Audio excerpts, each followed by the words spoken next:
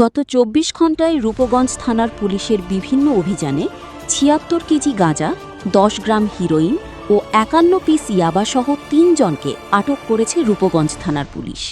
রূপগঞ্জ থেকে পাঠানো রিপোর্ট, স্বাধীন সময় মিডিয়া।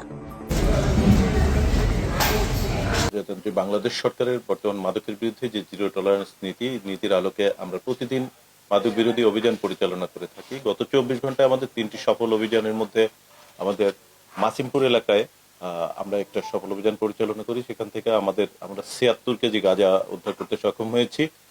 এছাড়া অন্য একটি ১০ গ্রাম হিরোইন সহ আটক করেছি। এরপরে আবার মোড়াপাড়া এলাকা আরো একটি সফল অভিযান পরিচালনা করা হয়। সেখানে একজন আসামি গ্রেপ্তার এবং ৫১ পিস ইয়াবা আমরা উদ্ধার করতে সক্ষম হয়েছি।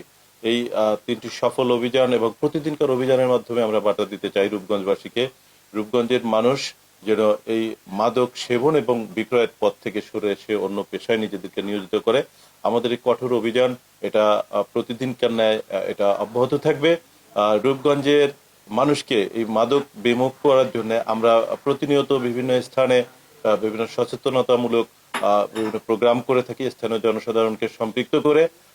আমি আশাবাদ ব্যক্ত করছি রূপগঞ্জের সুশীল সমাজের মানুষ প্রতিটি মাদক বিরোধী অভিযানে যেভাবে আমাকে সহযোগিতা করে আসছে, এই অভিযানের ধারা আমাদের অব্যাহত থাকবে এবং